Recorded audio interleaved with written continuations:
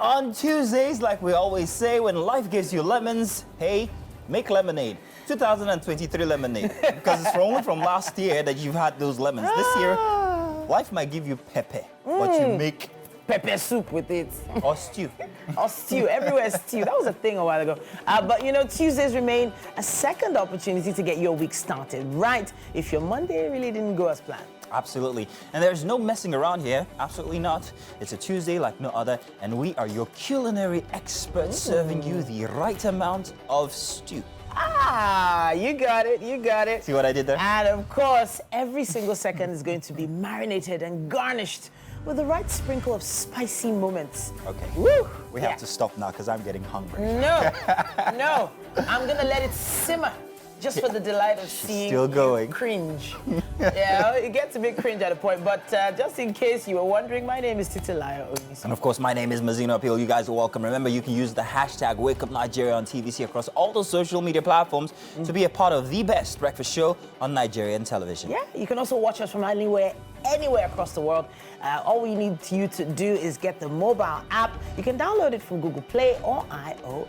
Yes, and you can also see us on GOTV Channel 16, which you might be doing now. Yeah. There's an alternative for Channel 49 in UHF and 121 if you're on StarTimes. Yeah, Facebook, X, Threads, Instagram, all at TVC Entertainment _. A great place to be if you want to stay in the loop. Yes, and click that notification button on YouTube so you get all of our messages, all of our content when they hit YouTube. Thank you very much for joining. Welcome again. There's one more handle you need to remember. Oh? Wake Up Nigeria TVCE. It's really new, really fresh. We're giving some behind-the-scenes content for you, and you'll get to see him as you know, as he really is off camera. This is what you see, and it's also what you get.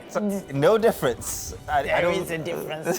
There is a big difference, and we can't wait for you to join us behind the scenes. But we have quite a lineup for you. Yes, we do. Tuesdays, mostly about parenting. We'll be talking about building your child's emotional quotient, and helping with that, we'll have Omolayo, or Yahweh.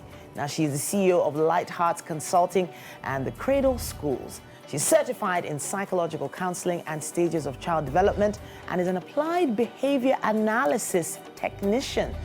It's really interesting when you have people like that come talk about these things. You don't want to miss it.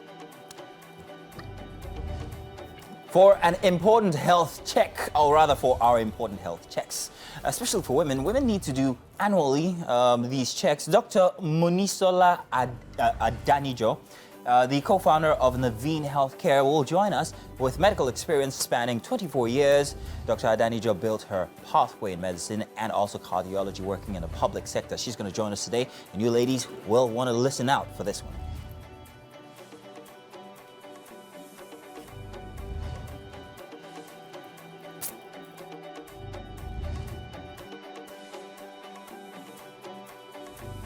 Vincent Oporum is an award-winning actor, began his acting career professionally in the year 1999 in Kaduna State, and he's featured in over 100 movies. He'll be featuring here too, so that's that 101 since Wake Up Nigeria is thinking about making a movie, I think.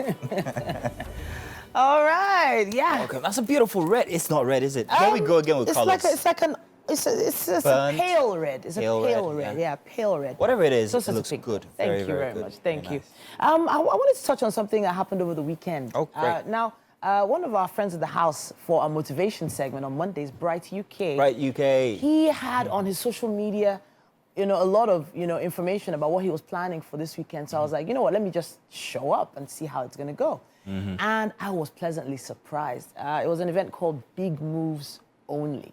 Okay. And so this is where I ask you a question, Mazino. All right. When you turned 30, was there anything specifically you had to do to prepare for your 40s? 30. I was very intentional about turning 30. A few things were luxury, a few things were very deliberate, and I needed to get another degree. I had been doing media since I was 23. But I was a botanist, a biologist, so I thought to myself, it might be time to certify that media aspect of my life. So I went back to school, had a master's in mass communication, corporate communication, actually. So that was me being deliberate. Intentional with my way forward. I also bought my first brand new car. Yeah. Because, What Bright was trying to essentially do was give young people, I'm saying young people now because the early 30s, the opportunity to plan You know? Good morning once again and welcome. It's Wake Up Nigeria. This is the news. We begin in Abuja, where President Bola Tinubu yesterday performed the wreath-laying ceremony to mark this year's Armed Forces Remembrance Day celebration. Our governors and Nigerians also took part in commemoration of this significant military event meant to honor the contributions of serving and retired officers and men, and also ensure the efforts of those who died in the course of defending the nation's democracy and national unity. Our correspondents were out and about capturing the celebration. We have details here. The first time President Bola Tinubu will come to the cenotaph of the army as President and Commander-in-Chief of the Armed Forces of the Federal Republic of Nigeria. He took the national salute before he was accompanied for the inspection of guards by the Commander, Guards Brigade. This solemn annual military ritual is a powerful symbol of remembrance and respect to veterans of World War I and II in the British Commonwealth of Nations. It is also to commemorate the end of the Nigerian Civil War on the 15th of January 1970. President Tinubu was led to the arcade by the firing party to lay a wreath symbolizing the beauty and brevity of life, especially the fallen heroes and others still in the front line fighting to keep the country safe. Presence of all of us is also a major significance that, yes, indeed, the government of the day would never let them mourn alone, and I will do everything possible to ensure that their welfare is taken care of. They should know that what they are doing is a noble cause, and that we will be with them all the way. We will support them all the way. I will ensure that their siblings are not left alone. We have to thank the President for all the support and the love he showed for the fallen heroes. One of the events at the laying of wreath ceremony is the signing of the Armed Forces Celebration and Remembrance Day Register. Fly high. And also the symbolic release of pigeons as a gesture to indicate love, harmony, and peace. The families of fallen heroes are part of this commemoration that rekindles hope of renewed promises and improved support from the government. The military gives scholarship, I've explained that before, to the children, 4 children per family. But after 18 years, if you don't make university, you are dropped out. So, by that first, I want to speak on. I want those who have outgrown the age for the scholar sponsorship the application should be looked into. Giving 250,000 naira as a support to the widows is a very good start, because it has never happened before. This is the first time in the history of Nigeria. They've been trying their best for us in times of our welfare, because up to date, they are not owing any retiree our pensions, and they pay it at when due. The Armed Forces emblem, a symbol of respect for the unknown soldiers, used to generate financial support and contributions for the families and dependents of fallen war veterans, is no longer valid after the president's wreath is laid at the cenotaph. After soldiers are dismissed from parade, they return to the call of duty against all odds to keep the country safe and hope the country keeps its end of the bargain. Femi Akonde, TVC News, Abuja. Now, outside Nigeria, American forces officials say Houthis in Yemen have hit a U.S.-owned ship with a missile, but no injuries or significant damage have been reported. A British maritime security firm says the vessel was hit in response to strikes by U.S. and U.K. on Houthis in Yemen. The Houthis have attacked cargo ships since November. They say these are Israel-affiliated, though the maritime security firm says there were no such links for the ship. Prime Minister Rishi Sunak told reporters the UK would not hesitate to take further action against the Houthis to protect itself in the Red Sea. Addressing the House of Commons, Sunak said all 13 targets of the UK-US strikes had been hit without any reports of civilian casualties. Backed by Iran, the Houthis control a large part of Yemen and are also key allies of Hamas in Gaza. They vowed to continue attacks on ships bound for Israel.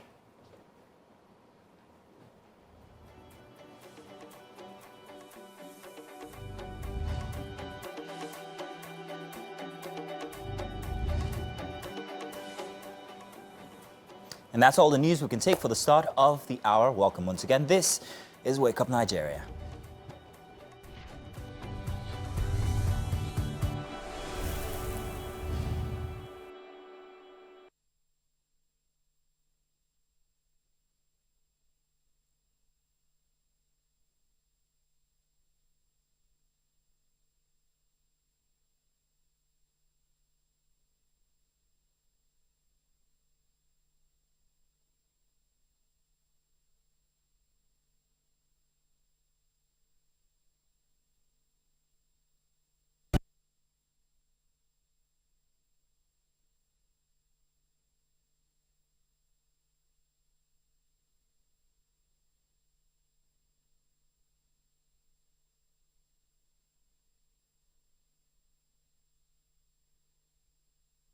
All right. Welcome. What's up and about, ladies? Hey, Mary, how you doing? I'm doing great. Thank Grand. you. Good to be see you. here. All right. So you guys have something very interesting to talk about this morning. When you say you guys, Ladies. why are you, You ladies, you people. directing it You. to us? Don't Because mind you, you're the ladies, people who and are the talking topic about it today- the most on social media were Were guys. men. Hey, help me, yo. It happens. It's about the Omugwo process in our local tradition. Omugwo is a word gotten from the Igbo language, if I'm not mistaken, but this has transcended into all cultures. I think in Yoruba There's- it's Owolomi. Have you? Some people call it Owolomi, so that's when they are greeting the mother. Yeah. But I believe it's Olojojo Omo. I don't know why I can't get. Yoruba girl, that's so good. No. Normally, it's because I've not heard it said. I've read about it. Okay. Yeah. But I've not heard someone actually say it Yeah. as a word in front of Yeah, me. but what's the instance here? Why are we talking about it? Well, the thing is, okay, so it all started from a video a man shared. Viral video. Yeah. A viral video. Yeah. He was helping his wife. She's very pregnant. She no, she she just just gave had a birth. baby. And so he was helping her through the postnatal process, helping her with, the therapies, cooking for her, caring for her. And then people started talking about how it's too private a moment to put on social media. Yeah. It shouldn't be stuff you talk about, even if it's for content, yada, yada. And somehow it's transcended into talks about Omugwo. Yeah. And how many people ignore the fact that Omugwo isn't just about care of the child. It's most care importantly about the care mother. about the mother. And that's how Exactly. the drama started. So this particular It's still video, trending. she called it therapies, but a lot of people are unaware of what actually happens as soon as a woman has a baby. First of all, what they see is the whole tie the tummy thing, but they don't see the wearing of, sanitary wear. They don't see the having to keep your legs up because your legs might be swollen. They don't see all that part. But that's what the mom needs help with. Now, if the baby cries, it's not every single second that the mother is able to just rush and pick up the baby. The mom needs help.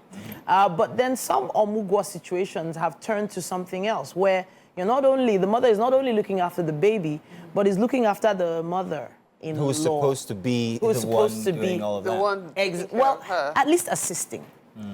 So after giving birth, I don't want to be thinking about what everybody else is going to eat. So I read the post. I read through it's a long post by Abd Basit, the big asset, Uncle Biola.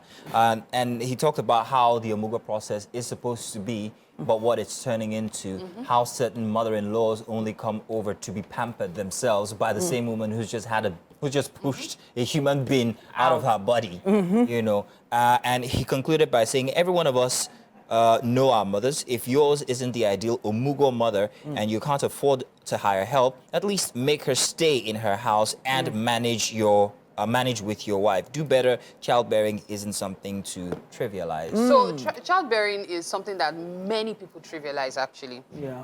I saw a post last week before this became a big deal. A post last week of a lady talking about how when she gave birth, the doctor was like, make sure you're up within the next 24 hours. And that's what an average mother is told, especially when you do a CS. Yeah. An average mother is told you you should be up and about by 24 hours. There's no big deal to Are there what you've medical done. reasons why you'd say that? Well, medical reasons on the one hand, but let's also remember that at the same time, anybody who has a surgery, even in the same rest. area, will be told, rest, or don't rush. Or, but why is it always different for mothers? You're told you have to be strong for your... Is this one instance, or is this... It's not one instance. In fact, as a matter of fact, I happened to be in the hospital in December, and there was a lady... Shut up, what's your business? And there was a lady admitted next to me, and she had a surgery done to her belly. I think it was fibroid removal. Okay. And she was talking about, 2 days later, she was talking about the care they were giving her. And she said to the woman, when I had my baby, nobody cared for me like this. You people were telling me, get up, move, this. But you are telling me now, take my time. Why is it always different for we women when we have babies? The most painful That was the first time I would hear that, and it stuck. The most painful line is it only you that's giving birth? That is the most painful thing you can say to any woman who has gone through that process, ever. And if you ever feel like saying it, please hold your tongue and roll it back in your mind and ask for forgiveness from God. I would like to take it painful. Back to the initial instance, this video that's trending of the guy helping his wife who's just had a baby. You said that people actually thought that it was too intimate a moment or too private a moment to share. I didn't think so. In a small way, I kind of think so myself. I still think so. However, I also believe that as the world grows and all, we need to document our lives and our processes and our cultures. That's true. That is very, very... We need to learn from these instances. Yeah. And if it takes one or two people to put these kinds of visuals out there, I think we need to know. Bringing it back to our culture, I don't think that men absolutely fully understand these things you ladies are telling. I didn't understand this. It took me actually being in the process to see what it entails, how, you know, how much care a woman needs after childbirth, not just physically. Mentally. Yeah. Postpartum depression is a thing. Because I will tell you, and this is not something I'm proud of, there are things I didn't do that my wife still has grievances about regarding that time. And I always apologize and say to her, I didn't know any better. There wasn't any manual. So I think perhaps maybe somewhere in our culture, somewhere in our society, if we could have some sort of preparation courses or classes for especially for men, for dads to be. I'm sure there's something like that. I'm sure it's interesting you would mention this because absolutely necessary. We have antenatal classes for women where you go to learn about, you know, things you need to do while pregnant, and then towards delivery period you're taught things to expect and all. But nothing of such is done to men. I must say this. I usually waive it for men sometimes that they are not taught is why they don't know. But there's a problem if the fact that you don't know before, you're not willing to learn when the process now begins. Because you cannot expect a man who has no idea what to do to do what you expect him to do. But on the other hand, in 2024, ignorance is no longer an excuse. You have access to all this information online. You have social media. Such as the video we just seen. And you have other men. Why aren't, okay, this is not to trivialize it, beer apologists, why can't it be around stuff like that? That's a good idea. Hence, this Friday on the Black Table, what are we going to be discussing? The Omugwo culture in Nigeria. Join us then. By men who don't know what to say about it. No, but it is something that men need to start talking about. Because at this point, there's no excuse. That's just how I feel about it. I still see nothing wrong with the video, though. It was actually cute. There was videos on the internet. What are we talking about? It was so cute. You know, Mary, this would be the perfect time, Mary, but you're not going to do it. No. Well, thank you for joining us. Tell us what you think. Give us your opinion. We're live on X. Write it under there. Use the hashtag WakeUpNigeria And please follow Wake Up Nigeria on Instagram. That's Wake Up Nigeria itself. Got some behind the scenes that you guys need to see. All right, we'll be back. Thank you for joining.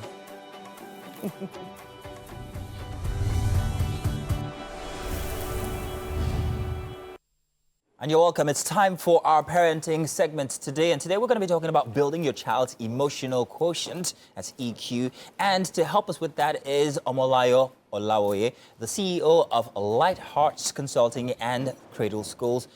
You're a certified psychologist, am I correct? Therapist. Therapist. Okay, that's for therapist. You're welcome. Good to have you here. Good morning. Thank you. I've never really thought about this subject before, a child's emotional quotient. Why is that relevant? Okay, so I know that many people are used to IQ, which talks about your intelligence, right? But there is also emotional quotient, right? There's a research that was conducted some time ago that found out that people with an average intelligence, right, IQ, they perform better, like 70% more than the people with higher IQ. And the difference was the emotional quotient, intelligence. Now, what that talks about is being self-aware, knowing yourself, and your interpersonal skills, how to relate with other people. I mean, that transcends intelligence. That has to do with feelings. That has to do with knowing who you are and who the other person is.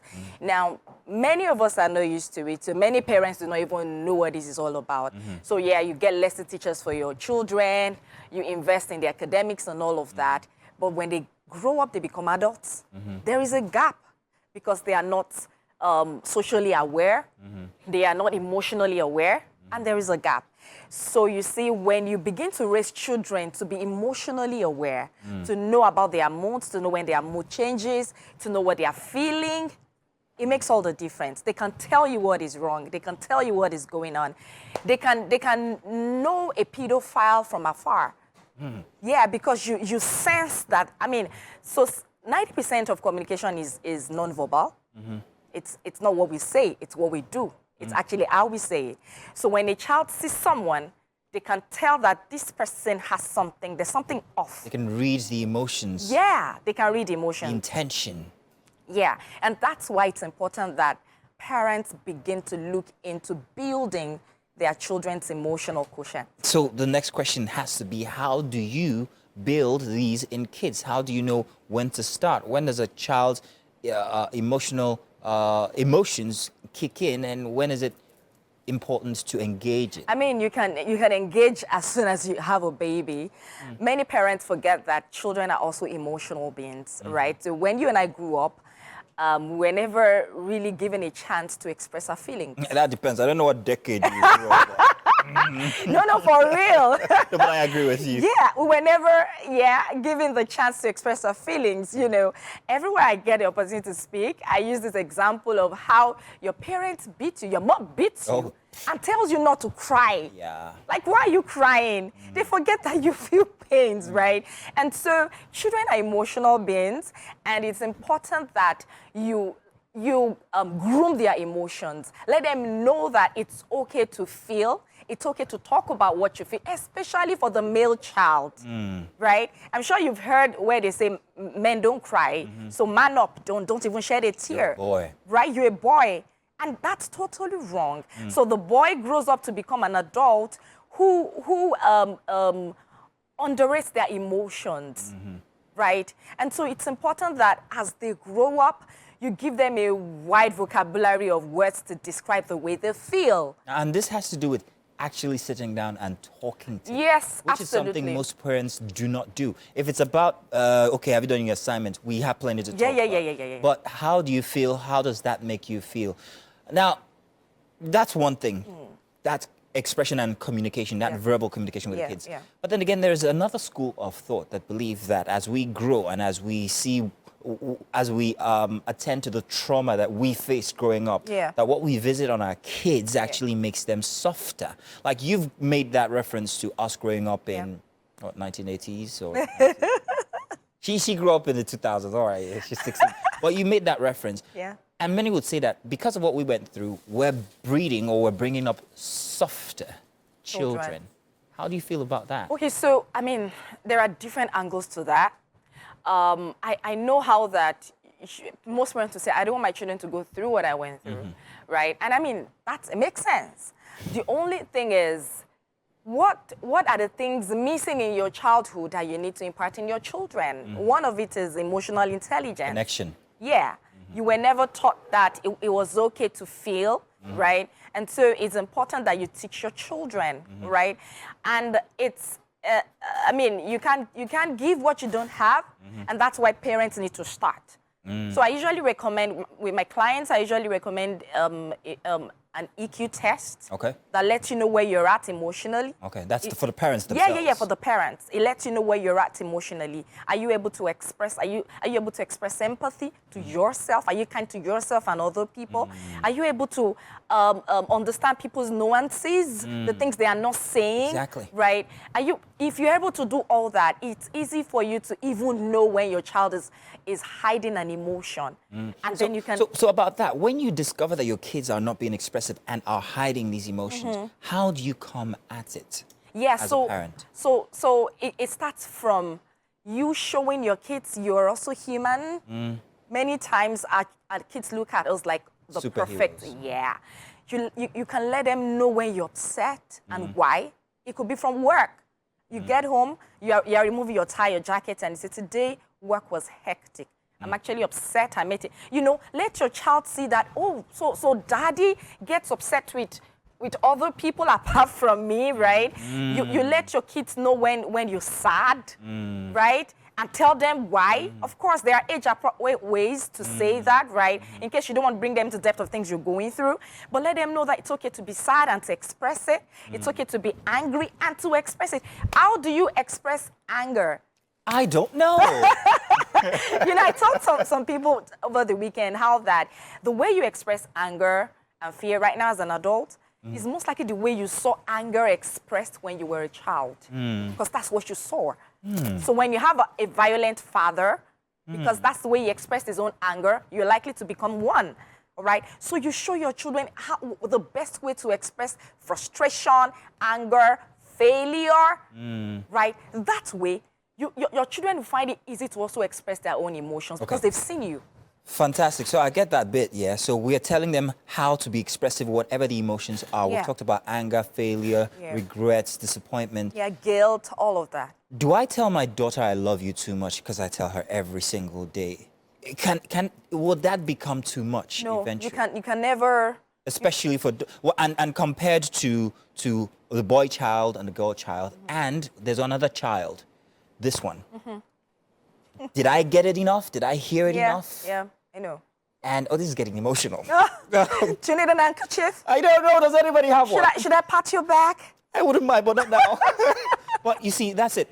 Did I experience that enough? And am I giving enough to my child, a boy/girl? Yeah, so I mean, many people didn't get it. They were never affirmed. They were never validated. They were never shown acceptance. And that's why, like we said earlier, you need to replace that in your children to say that I will affirm you.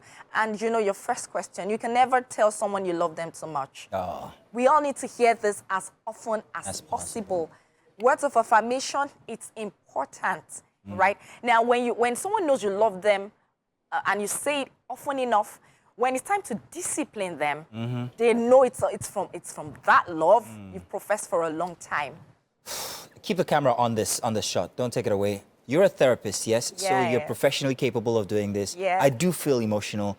And you offered for a pat on the back. Yeah. I'd like to have it, please. Can I have that pat on the back? You're going to be okay. You're going to be okay. Make sure that you do this to your kids, okay? Yeah, you should. Very important. It's okay. Let's move over to the kitchen. I'll be back. Can I have a tissue? What Mazino needs is a bucket. Yeah, a bucket. Is that how you guys were in your school? Stop playing. She said stop playing. Mazino, sorry, Welcome to the kitchen on Wake Up Nigeria. It's time for us to prepare breakfast, and breakfast today is by the one and only chef, Shebotimo. Yes, sir. How are you doing today? I think I should wish you a happy new year, exactly. Okay, so what's for breakfast? Vegetable and rice. Vegetable and rice. Yes. Okay. For something that sounds so simple, why do we have so many things on the table? This is a major vegetable. Okay, 7 she has come. vegetable. 7 lives vegetable. Yes, sir. Okay. So have it in, how do you want it? Classic, low-key, high-key. Ordinary rice and vegetable. You're putting pressure on housewives. So. No, you can be flex with your rice and vegetable. You can be, Now, wow. No story today. I just doing vegetable. Let's talk about the ingredients. What are we using? This is panda fish. Okay. Fresh panda fish. We have our stock meat and the meat itself. Onion. Okay, the meat stock is there as well. Okay. Onion. Okay. Beans, Okay. rice. Okay. Minced pepper. Okay. Crayfish. Panda. And the vegetable itself. This is only ugu today. Okay. We are using just ugu. Okay. Okay. So, You know something, and this our red as I saw that red oil and you mentioned ugu, I just thought of it that why is it that nobody ever fries ugu? Has anyone ever tried doing that with red oil? I don't know what Mary is talking about. I don't know. You just struck me now. I know it's a weird thought, but I think I'm going to try it. I'll fry ugu, remove it, cook the soup, put the ugu back. I'm going to try it. Me, I like exploring with food though. Frying ugu? Yes, I'll try it. I'll try it. Yes, try. Then cook egusi, then put the ugu on it. No, you How fry come it, I've never it's thought not of even the it? issue. It's what? How can you fry it? It will go black. It won't go black. You see, there's something called frying? there's something called light frying. Maybe that's how these chefs used to do to us. There's something called light frying. You just put it inside the oil and you remove it immediately. No, that one is not stir frying. This one is hot, very, very hot As red you're oil. hotting it, let me just... Now real hot in it. As you're hotting it, the whole thing is going black. You won't be able to eat it, but you eat it since you are the one that made it yourself.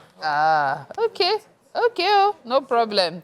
All right, so let's pour in the pepper, right? Yes, because okay, so this is for the oil. The oil is okay. hot already. Okay. This is for the vegetable. Okay. Our rice is cooking already. Okay. Okay. Yeah, so that's the rice. So it's already boiling. I'm sure it will be ready in time. In fact, plenty of time. So we are putting in the pepper now. Okay. What's in that pepper mix? Is it just brodo? Brodo, tomatoes, and bawa. And bawa. Bawa. Okay. So that's what we have in it. Yes. Okay. This looks good. So run us through what we have in that pot quickly before we have red oil, we have locust beans, we have onions, we have mixed pepper. Mixed pepper. Okay. Spice. And then of course seasoning cube goes in. We'll continue with the cooking process. When we come back to the kitchen, we'll show you just how much progress we've made so far and hopefully complete the process as well. We have to take a break now. Please keep watching Wake Up Nigeria. We'll be back in a bit.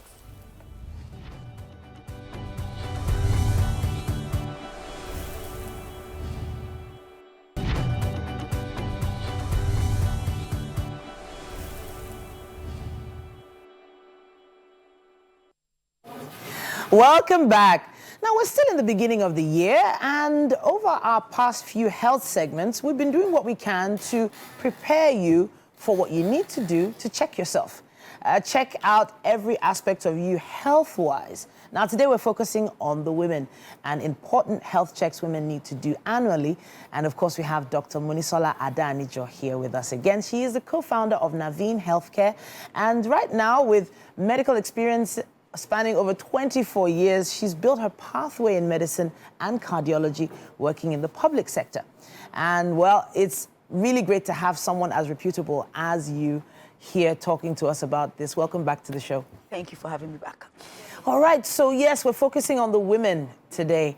We've done the cardiothoracic, we've talked about those major checks and how the process of how those checks are done. But now for the women, what are the key checks that they need to do at the beginning of the year? Okay, so for women, we need to do our breast checks and our cervical checks. Okay. Apart from the monthly self-breast exam that we all need to do in our homes every month. Okay. We also need to do a mammogram or a breast scan. Now, who does what? When you're above 40, it's advised to go for the mammogram. Okay. Because the breasts are less dense. Now, a mammogram is like an x-ray, a soft x-ray of the breast. And if you're younger than 40, because your breasts are more dense, a breast scan, just like an ultrasound of the breast. So what are they looking for? Possible lumps or anything that could be whether pre-cancer or cancer itself. Okay, and so your pap smear is also very important. Okay. Now the pap smear checks the cervix. Now what is the cervix? The cervix is the neck of the womb. The neck of the womb. Yes. So is this, the neck of the womb, is it closer to the exit? Closer to the exit. Closer to the exit, okay, all right. So they do that by inserting a small brush. A brush or like a cotton swab or something? A brush. Okay. A brush, okay. Or a spatula. Oh, okay. And they do that and they collect the cells and they take it to the lab to check if there's any precancerous or cancerous lesion. Wow. Now it's advisable you do pap smear as soon as you're sexually active. Oh, wow, okay. And then if it's normal, 3 years subsequently. So when you say sexually active, there isn't really an age group we can put on that these days. There was a time that it was probably from, what, 21? Yes. But in 2024, it's probably as early as 17. Yes. So there's Even earlier. Even earlier? So that's why this drive to immunize with HPV vaccine is going on. Okay. Want to immunize young girls because cervical cancer is thought to be caused by this virus. Okay. And it's sexually transmitted. Wow. So it's important you immunize your girls when they're young, before they're sexually active, such that they're protected. All right. Then when you get sexually active, you do your pap smear every 3 years, if it was normal at the first instance. Okay, so we've covered a mammogram and breast scan. We've also covered the pap smear. There's one more you mentioned. The pelvic scan. Okay. So the ovaries, are also exclusive to women, obviously. Men don't have ovaries. And the only way you can check them is if you actually go and scan them. Okay. So you can do a pelvic scan to check your ovaries. Now, what are you looking for? Masses in the ovaries, cysts and things like that, which could be benign or it could be malignant. Now, because the ovaries are so deep in, ovarian cancer doesn't quickly show. There's no swelling, there's nothing until maybe it's too late. So a pelvic scan looks at the size of the ovaries and looks at if there are any masses or if there's anything wrong with the ovaries. Okay. So those are really important. So now the ovaries are where, eggs are released. To the best of my knowledge, eggs are released and women have their periods every month. Exactly. So if a woman is having regular periods, no, irregularities going on there, they probably haven't really considered anything like a pelvic scan before. Is there any irregularity in that regard that might trigger a need for that scan? Okay, so we're talking about health checks when you're normal. Okay. Okay. All right. So by the time you have irregularities, you have period issues, there's already a problem. So we're talking about the people who think they're well, who are otherwise perfect. Nothing is wrong with you, but you're going to check yourself to make sure everything is still fine. So these people are the ones we're talking to this morning. We've actually talked a lot about the reproductive areas of the body for women now. What about women who are at that point where they're pregnant? Do they still need to go for such checks? So when you're pregnant, you go for your antenatal anyway. Okay. And when you go for your antenatal, they check you, are you okay? They do your scans, they do this and they do that. Yeah. You may not have a pap smear when you're pregnant for obvious reasons. Nobody wants to go and disturb your womb when there's a baby there. Okay. But, because you're going to hospital for your antenatal care, questions are asked, examinations are done, and things may be picked up, if you were faster than if you weren't pregnant. Okay, all right then. Let's hop, skip, and jump back to the mammogram. Right. Now, there are people that don't understand what happens during the mammogram process because it feels very intrusive.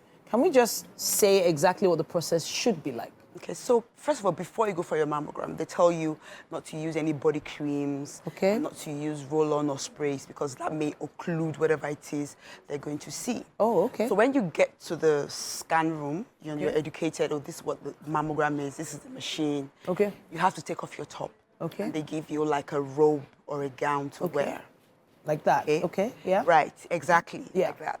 And then when you wear the robe or gown, they expose the affected breast, and they put it on the machine. Okay. Now, the machine has two parts. There's a bottom part and there's a top part.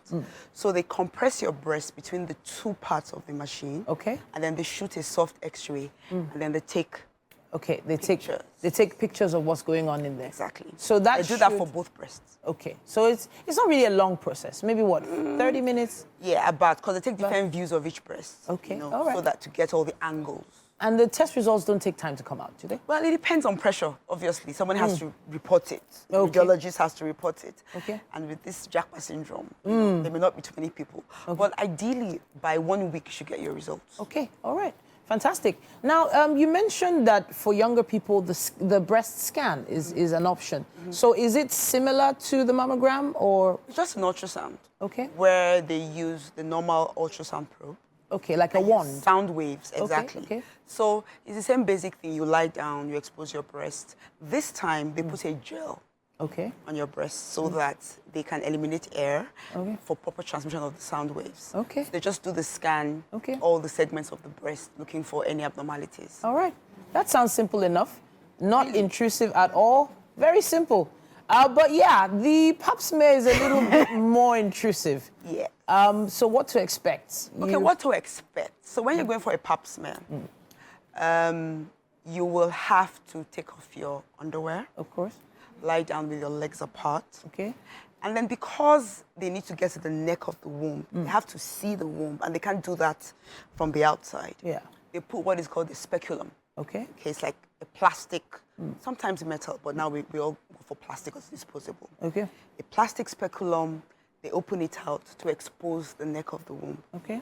It's uncomfortable, but it's not painful. Okay. And then once it's not supposed to be. So once they see the neck of the womb, they put in the spatula, they turn it around. Okay. They either put it on a slide, or they put it inside a liquid. Okay. They put in the brush, they turn it around, put it on a slide or in the liquid as well. Okay. And it's over. Remove the speculum, and you're done. And you're done. With good hands, it shouldn't take 10 minutes. Okay. All right. Okay, so that process, so all of these processes could probably be done in one day. Definitely. Okay, fantastic. Take the blood, take the urine, do the mammogram, and the pap smear. And by God's grace, everything will be fine. Perfect. At the beginning of the year, these are just some of the checks that women are supposed to take. But if, for instance, a doctor has seen some abnormality and doesn't want to actually say it, because I know there are some doctors until they have a confirmation from a test result, they don't want to say anything yet. What are the sort of red flags that doctors look out for before asking a woman to go for such tests? Okay, so if you have, maybe you did your breast self-exam and you felt a lump in your breast. Okay. Or you have nipple discharge. Okay. Or some kind of rash on your breasts that look kind of strange. Okay. Then they will then go for a mammogram. Okay. Or maybe if you have abnormal bleeding from your vagina. Or you have postcoital bleeding. Okay. Or you have some kind of discharge that you don't really understand. Okay. They may ask you to go and do a pap smear to just check the neck of the womb to see what's going on. Dr. Moni, it's always great to have you here, and I feel enlightened, actually. I hope someone out there has learned something new today. This was focused on the women today, and next week, we can talk about the men. Yeah, we'll talk about the guys. They will be all right. The guys will be all right till next week. We have to take a quick break now. Thank you so much, Dr. Moni. But before we take that break, let's head over to the kitchen. Like, you don't want to talk about food before taking a break. Titi, you don't like food that much. Well, welcome again to the kitchen. Chef Shebi Otomo is hard at work trying to make us breakfast. Vegetable soup with rice. The rice is still cooking, and so far so good. We have our stew for the vegetable that is cooking as well. Run us through the process of what we've done so far. Already. Locust beans, onions, minced pepper, then our stock meat, our meats. Then I'm putting the stock fish. Salad especially. So the meat stock actually helps enhance the taste. You know, some people actually make meat stock in bulk to use all through the month when they buy their meat supply for the month. That's something you may want to consider doing, because when you add a bit of meat stock in your cooking, there's this it just always adds flavor to whatever it is you're making. So it's something you should do more often. Okay, no wonder she called it a let me major. We can't even see the stew again now. Wow. Some people don't like the stock, they'll throw it away. They'll throw it away. Oh, okay. There are uses for the stock. You don't have to throw it away. There are several uses for it, as a matter of fact. You should consider it. This, but I want this to cook first. Okay, I would have thought you put the fish, the raw fish, that's the fresh fish, before the roasted fish. Yes, because that's dry. Okay, so you want it to soak up. Okay. So for how long are we going to leave it like that before adding the fish? Maybe like 5 minutes. 5 minutes. Then I'll do this too. I'm going to remove this too later because I'm going to put the vegetable. Putting this with the vegetable, you might not be able to stir the Yes, yes. And And I then want the it- fish might scatter yes, in and the I want it to cook. Okay. I don't want this to stay so long. In the soup either. So Okay. because it has to be crunchy as they're eating the vegetable. Yes, That's yes. the essence of vegetable. Yes, yes. So what I'm going to do now, later I'll put it, after some minutes I will remove it back. Okay. Pour this. Then when we put the vegetable, are we putting the fish back or it will be served as We are is? putting the fish back. We are putting the fish back. So it's Okay. just steam to It will steam together. Okay, okay. Well, for some folks, they prefer to not put the fish back. So what some people do is they'll just even take some of the stew aside. No, you cannot put it. Sometimes you don't put it back, especially when it's fried. Yeah. I don't really like, me, Chef Shebotima, I don't really like fried fish. Okay. I don't really like it, but if you are a fresh fish person, you can fry yours and not put it. Okay, okay. So if it's fried, you don't need to put it back. But You if don't it's need to if it's not fried, you have you to- recommend that you put it back in the stew. Okay. Just your taste. Okay, it Me, depends I on what you prefer want. Yeah. It's fresh. Yeah. So she prefers it fresh. And for some of us, we prefer it fried. Some people can't so, eat fish Huh? that is fresh. You can't eat, some people can't eat fish. Yes, yes. All fish has to be fried. Yes. I've taken the whole of the... For me, it will be fresh. Okay, so towards the end of the show, of course, we'll have the food served and then you see what the end result is. I'm actually particularly looking forward to this. Okay, so we'll let... Like food. You don't like food. This woman. You know what? Let's take a break. We've reached the top of the hour. Wake Up Nigeria continues on the other side of the hour. To stay with us.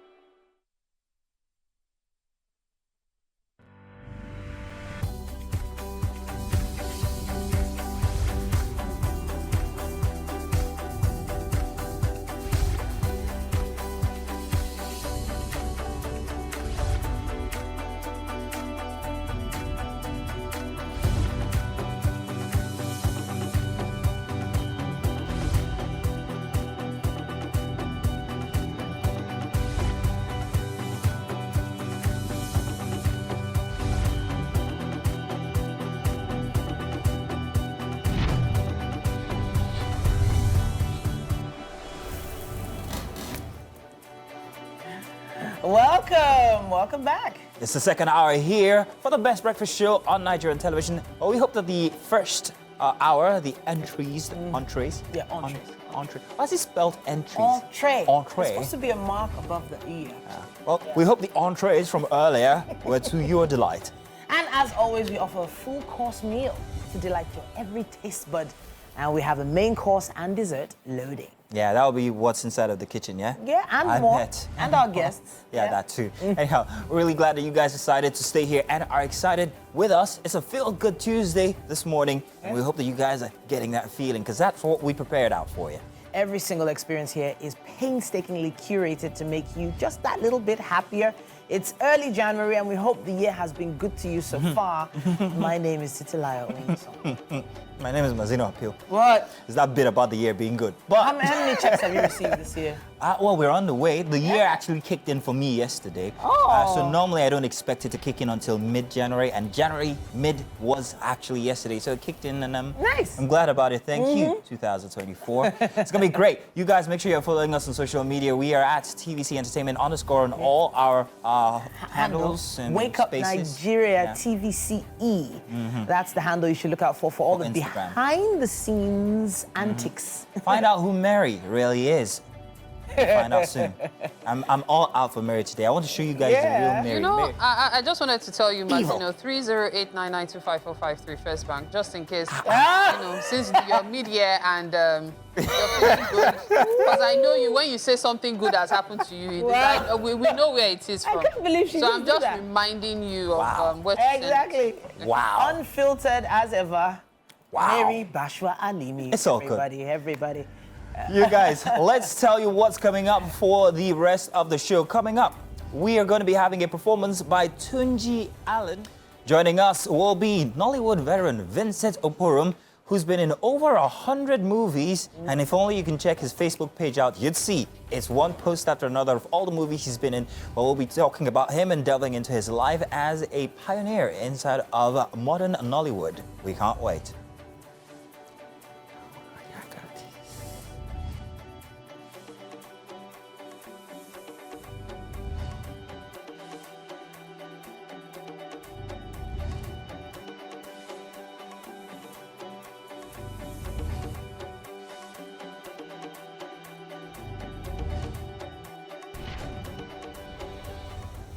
Yeah, and at this point, now we're feeling nice and chill in the studio today. We always It was are. a bit temperate. You have your phone. What What's your password for your banking app, Seth? Look at you. What's your... Look at you. Welcome to the kitchen. We're still making breakfast, Chef Shebot. Before you do that, I just wanted to say I found it. Olojojo. Olojojo. Olojojo. Olojojo. Olojojo. Yes, Olojojo. So that's a reference to That's the Yoruba version of Omugo. Omugo. Olojojo. Yes, yes. And I'm actually wondering, Chef Shebotimo, well, for Yorubas, is there any difference between Olojojo and Omugo? Is there a difference? Some people say for Olojojo is the mother of the... Is you taking care of the mother? Yes, and the baby. And Olojojo too is the same thing. So it's the same thing? Yes, but... There was taking care of the two of them, waiting the mother, the mother breakfast in bed, all those things like that. So in the Yoruba culture now, the one that you know, where's the man inside all of this? What's he supposed to be doing? He's looking for money. Money and taking care of the wife too. I'm telling my dear, are you fine? Okay, I'm good. What special foods do you cook for a mother, a new mother? Pepper soup. Pepper soup, yeah? Yeah, my culture too. Pepper soup is always good. To heat up our belly. Heat up our belly. Yeah, my culture too. Good amala. Yes. And then, of course, we give vegetable soup as well. For blood. Yes, replenishment. Especially oh my, Mary is just driving me. I see my sugar and it's a lie. Don't you think it, though? It's a lie. It's a lie, Mary. What are these two talking She about? was going to have another baby. I was talking about rice, I beg. The rice is ready, by the way. See? It's ready, the rice is actually Look ready. at this too. And this is... that smells good. Open it again. That smells good. Wait, that's fish that looks that good. Yes, it's fish, fresh fish. Swimming is actually Yes, it is. It looks large as well. I think this is the cut for party. Feels like I'm school stuff now. Don't worry, don't let them know. Don't lie. What are these two up to? I'm so suspicious of you both. Don't lie. Oh, we can't wait to taste that. It's We almost can't done, even see isn't the it? Ugo again. You see, the fish has taken over. As I'm seeing it, even me too, I'm feeling like, Okay, so as it is, the soup is ready. We are going to put on the heat now so that the Ugo. I don't understand. Is eba you want to use? Why did you boil rice when you know you want to use eba? Sometimes you can use eba as in the hot eba, just put on. Okay, so after finish eating, you just take one drink and slow. Wow. Ah, God, things are happening. At this point, I think we need to move from food to music. God. So that we can dance on this wahala. Let's take a break first, because I need to interview this lady. A break first, A short break, we'll be back. Yes, we'll be back. Hey, God.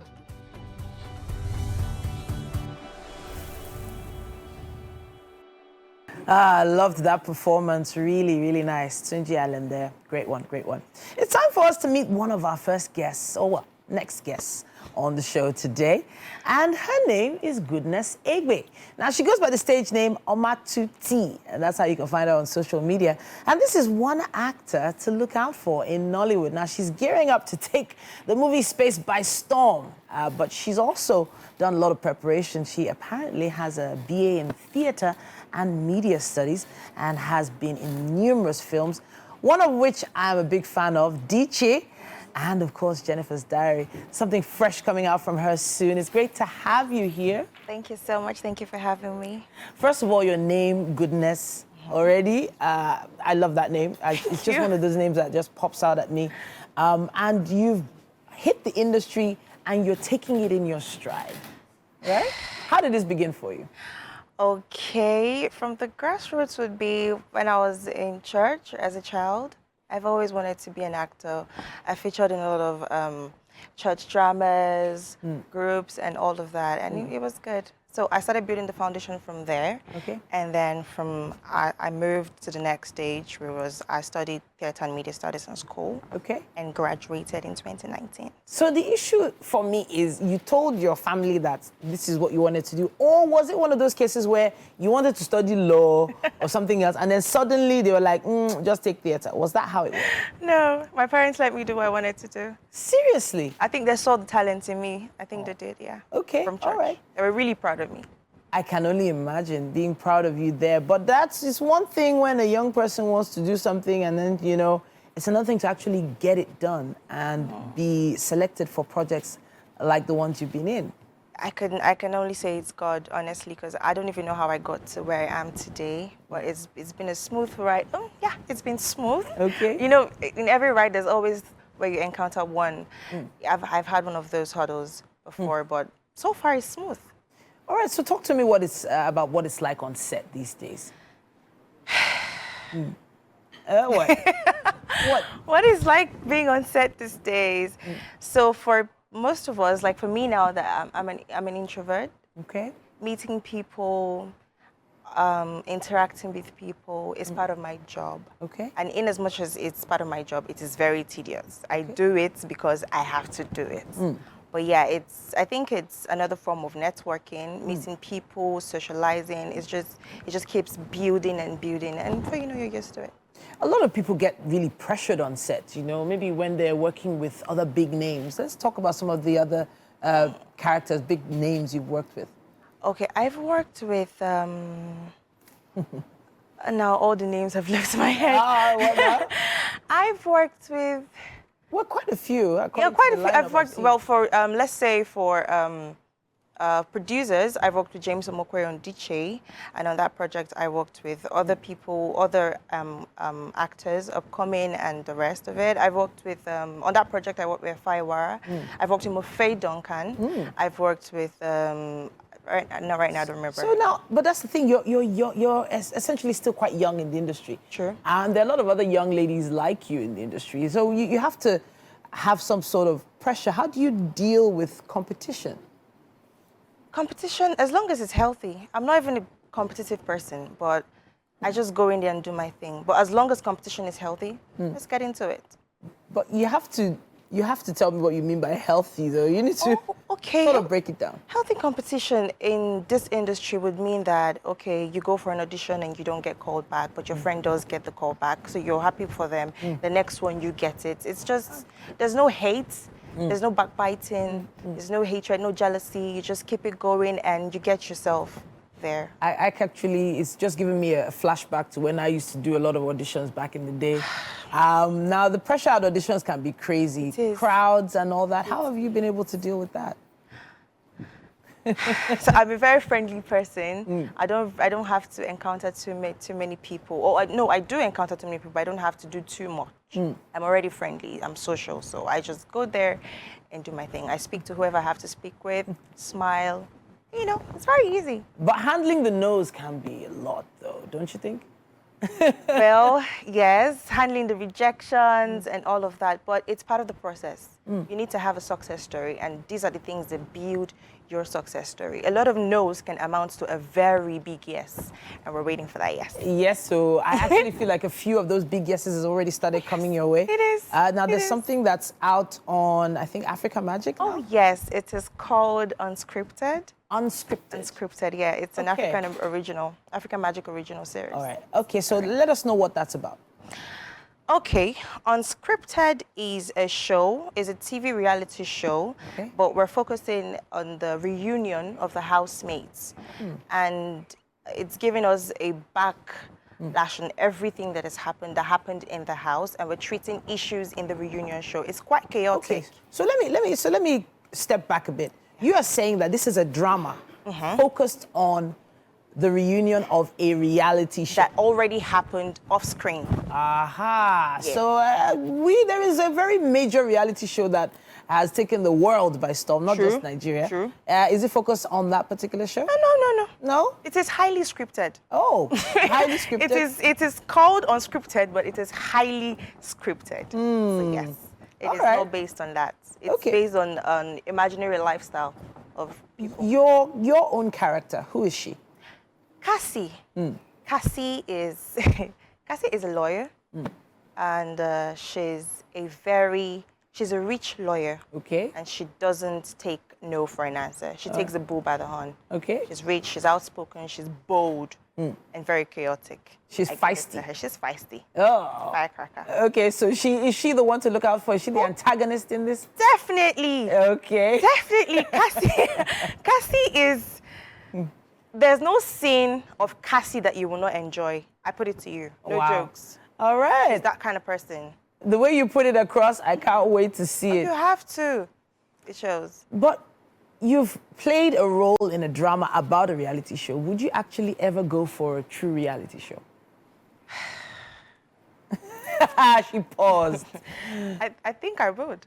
You would? I would. Really? I would. That's interesting. I didn't see that coming. I thought maybe because you've sort of seen what the behind the scenes could turn to, the backbiting, I think the negative energy. The purpose of reality shows is to go there and show the world what you're capable of. And that's to be my only target. Just go there and show the world, hey, this is me and I can do this. Okay. All right. So I honestly, I actually think about reality shows sometimes. I've wanted to do that myself, but acting as if you are in or you were in a reality show, that's another ball game altogether. Now, with the reality shows that are more common these days, there can be a lot of indecent exposure involved. True. Yeah. True. Have you had to do any sort of roles like that? Exposing a bit much?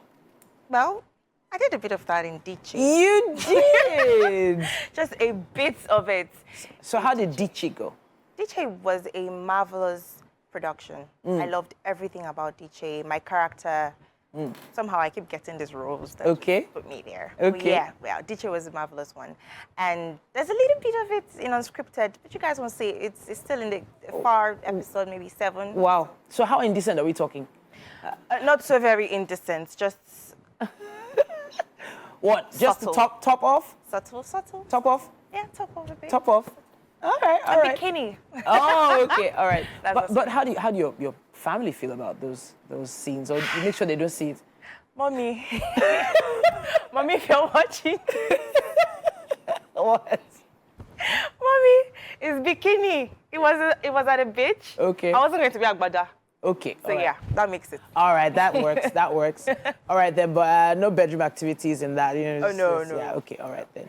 But it's actually really great to have you here. And we're going to be looking out for unscripted. I actually find that as a very interesting concept. I think it's something that people should have done before now. But we're the first to do it. You're the first to do it in Nigeria. In Nigeria. So right now we've made our mark in history. All right. So who else is in unscripted?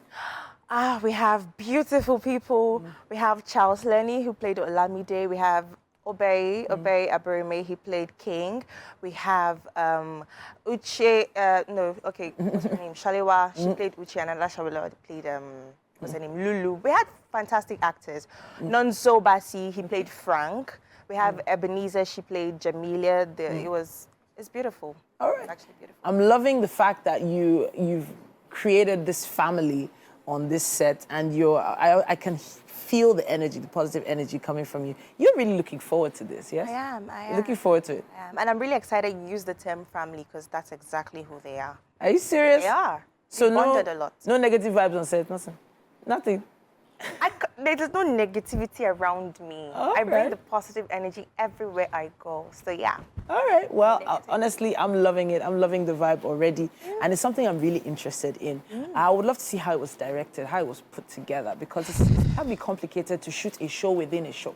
Well, if you have a chaotic director like I did, you won't have issues. You won't? I won't. I'm talking about Stephanie Dade now. Okay. She's such a chaotic person. I don't know. She has a chaotic mind. So it's quite easy to put together that amount of work when you already visualize what you want to achieve. And then you have good actors who are helping you bring that into manifestation. We're in 21 days of fasting. So allow me channel it into, into the Lord. Would you want to, play, or rather play the role of the director at any point in time? Would you like to direct? Yes, very much so. So I'm a theater artist, a thespian, and I've seen firsthand direct, where if you're not doing it the right way, the director has the power to pick up something from the floor, aim at you. Oh, wow. Yes. Goodness me. Goodness me. Is that the kind of director you're going to be? Oh, no. But that was because it was a school environment and your grades were sort of dependent on that particular project. So if you don't do it the right way, you're going to flop. And when you flop, you don't graduate because it's not that kind of course you want to fail. It's just destroy everything. But yes, I'm looking forward to directing. It's been great chatting with you. Goodness, thank you so much for joining us on the show today. We're definitely going to be looking out for Unscripted. Please do. We will. Please do. All right, then. We'd love to hear your thoughts on our conversation so far. Use the hashtag WakeUpNigeria on TVC, and in fact, tag us at TVC, or rather, at WakeUpNigeria TVCE on Instagram as well. We can't wait to see your thoughts. All right, then. Let's take a quick break. There's still more on Wake Up Nigeria.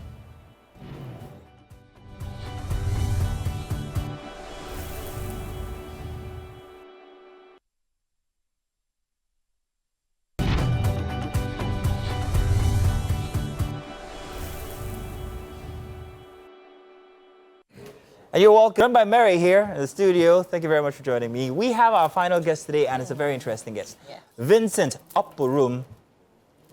He's an award-winning actor, began his acting career professionally in the year 1999 in Kaduna State. I'm going to tell you a lot about this guy. You are welcome, Vincent. Good to have you here. Thank you very much. Much said about your humility, by the way. Let me just get that out the way. Yeah. It's so good to have you here. As a matter of fact, 1999 is what now? That's be over 25 years. Yes, 25 years. Yes. You've been in the industry for that long. Exactly. My goodness. No, that's nothing. You know, it's funny how you're seen in so many movies, and then there's always that, oh, yes, we know his face, we know his face. How does it feel when you go to certain places and people know your face, but they cannot pin your name to your face? Yeah, exactly. Considering the fact that you are very many popular. characters. Yeah. I could say that in my early years, I was always avoiding the media because I'm a very shy person. Oh, okay. I'm always avoiding the media, and you know, the time I came in wearing the likes of Jim Ike, Ramsey Noah, were all the hot hype, young hot guys in you know, in town, in Nollywood then. So, you know, I learned from them because one of the reasons I even came in as an actor was because what got me more attracted was Ramsey, and he has still been my role model till date. Grand. You know, but, you know, these are the things, these are the fantasies I acquired while I was growing up. But one thing you should understand, that they were with the media at all times. So during my own time, I wasn't really with the media. I was always avoiding them. You know, but I never knew that everything works together for good, because I think that's one of the reasons why the face is there, but the name is not really sticking, because the media's where I was running away from them. You were running away. But right now, I think I'm more of their friend. You're not comfortable with the media. Exactly. So you said Ramsey Noah was your, or is your role model. Have you had the opportunity to be with him in the same project since? Yes, severally. Oh, several. Several. And I've told him, he knows, but you know, I'm always this person. I love my corner. I wouldn't want to always go around him, you're my role model and all that. I'm always on my own corner trying to make my own statements. Yeah. And I respect him. And anywhere I have a privilege and opportunity to spill it out, I tell them he's my role model. Now, Nollywood is known for stereotypes, especially when it comes to movie roles. Yes. And most times, when it comes to you in movies, it's either you're acting as lover boy. Well, lover boy sometimes, or a weapon-wielding person. There's just something about the characters you're pleasing. Is it by choice? Like when they give you a script, you're like, no, I don't want to do this. Or is it the directors themselves saying, this is the role we want you to act in? Okay, in that context, I quite agree with you. And before now, you can see that I have a new look. I hardly put on beards. I keep my beard on. And I quite understood that a lot of the practitioners in terms of the marketing aspect of it, if you know what I mean, they have this, they want to make their money quick, fast, real quick. And when they see you, oh, looking young, hairless, oh, looking fine boy, oh, fine boy, put him for the role. He's better off there. And when you play the role well, it becomes the norm. Vincent Oporum, if the woman play him, he's more or less better there. And that is where they keep you. Not forgetting the fact that this guy is multi-talented, because I am multi-talented, and that's just the truth. The best of me is yet to come. As a matter of fact, I have played all the romantic roles that I know about in terms of research and whatever you can think about. But I'm still seeking for that role that will be quite challenging. What role do you have in mind that can be quite challenging, the way you want it? I am working on the script. You're working on the script yourself? You'll get to know that. Nice. Okay. Yeah, there's something I'm working on outside the box. Okay. And there you get to know Vincent Oprom another level. Nice. And I'm working on that. Because sometimes when you try to wait, well, waiting is the right time. You have to wait and wait for the right time. Nice. Because sometimes when they don't want to invest based on that level of which you are taking yourself to, invest in yourself. Nice, interesting. And that's what I'm working on. Let's And talk it's about this year. growing up in Kaduna. You're from Imo State, but you grew up in Kaduna. Yes. You speak Hausa? So say. So say. Naji Hausa, so say. You even have the accent down to a T. Which is good. My goodness. So say that very much. Exactly, very much. So I'm looking forward to seeing you play a general. And we always have this, I don't know where we stereotype generals into being Hausa, but how would that character translate? A Hausa general who is no nonsense and wants to perhaps maybe, I don't know, give me a plot. All I can see is him in the uniform. Yeah, I've exactly. never thought of it, but you saying it, I can actually picture him in it. Yes. What would it sound like? What would it be like? My late dad was once a soldier. Oh, so... And my cousin is also a soldier. Is in the right blood. now, 7, as a brigadier general right now. Oh, wow. Yes. I almost was a soldier. So what Just happened? Well, maybe because of my... Fine boy looks, he doesn't want to mess it up. No, I'm not fine boy per se. Not fine boy per se. I wasn't really taking it serious. Okay. Like my cousin was. So he got in, he worked himself in, I wasn't really serious then when it comes to going to that platform. I wasn't really ready. But I had a physique, and I know that even if I'm not a soldier as real, I'll be a soldier. Play one. As an actor. Exactly. Like you rightly said.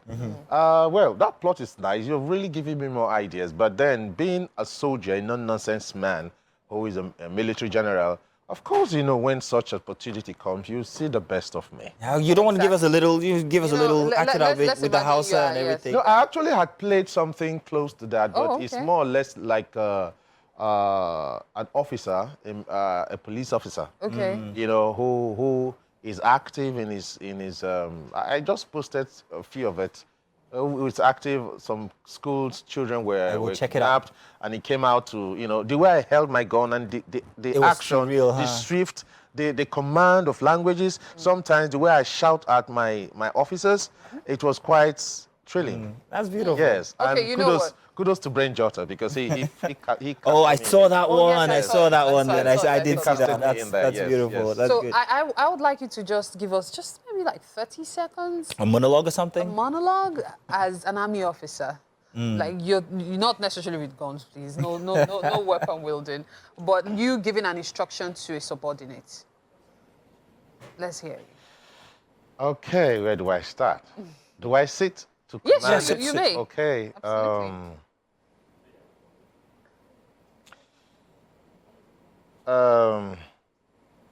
What do I do now? I don't even know. Just give me Anything. Okay, I've just collected bribe and I didn't share it. What? A military personnel. Military. No, we don't talk about bribe. No.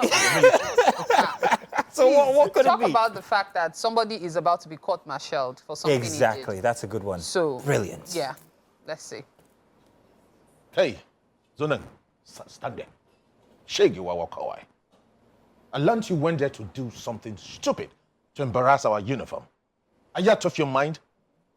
You know you're a bagger. Shake a camber. Hey, Colonel, Shaggy. What is wrong with you? Why did you do that? I'm sorry, sir. In fact, you need to be sorry for yourself. I was about to change seats with you because I was like, okay, this seems like there has been a personality shift. Nice one. But that's a very big contrast from your very first movie, which was the story of a teenage mother. Yes. Yeah, you really followed up. Yeah, so yes.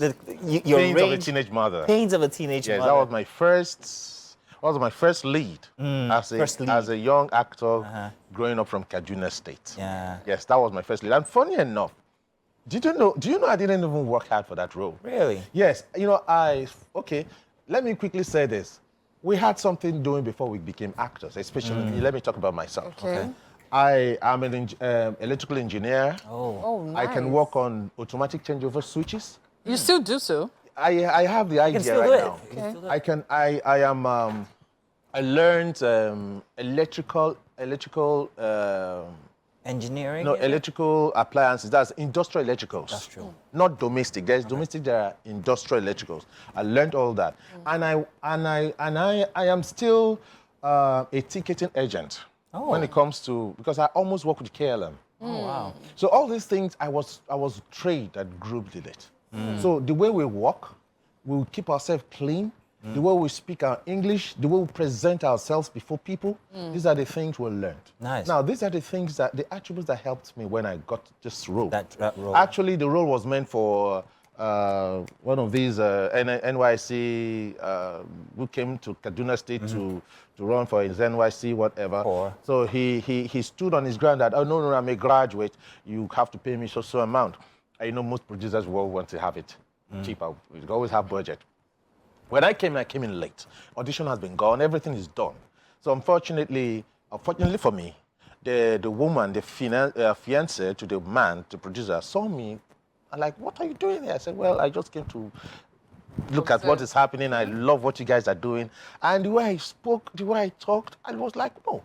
I never knew they would have problems with the lead role actor. Wow. Then the man, I went to whisper to the husband, to be then. And the guy now said, shh, come around. I came in. He looked at me because I was with my uniform, was always white and pencil trousers, looking neat. He said, take a walk to the hall. I took a walk because we walk well. We were talked about it.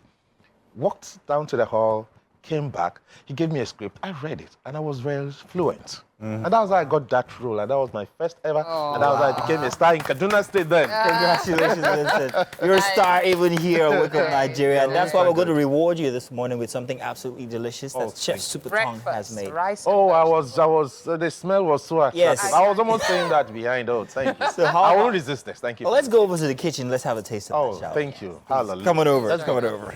All right, thank you.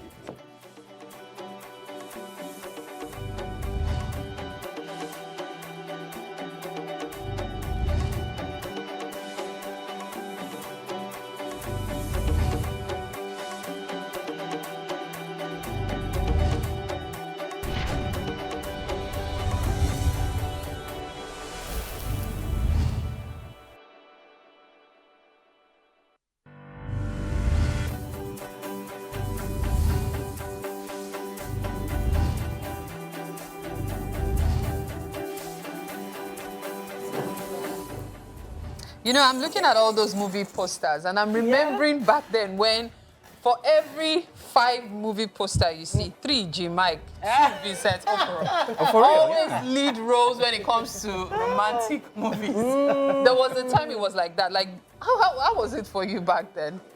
Well, let the truth be told, I learned from my senior actors. I learned from Ramsey. I picked some from Jim Ike, and I inculcated everything and became Vincent Opron because, yes, because the truth be told, I was once his personal assistant. Oh, Jim Ike. Nice. Now we know. It was quite an awesome experience. That's good. Interesting. And ever since then, the story continues, and today is Vincent Opron. Fantastic. About the food? So the reward is here. Rice and vegetable, courtesy Chef Shobotimo. Please dig in. Okay, thank you. Let us know what you think. Yes, indeed. This is with We love. have a way we eat before the camera, and we have a way we eat behind the camera. Let's do the camera one for now. You know, let me work for the camera. Yes, we can do the rest after. Eating. I'm remembering all these Nollywood movies that you'll be seeing them eating all the food. Of course. Now, too, they enjoy on top set. He went for it. He went for everything. Everything at once. I saw that. Yes, so there's beef in that. that. Gone for the second one.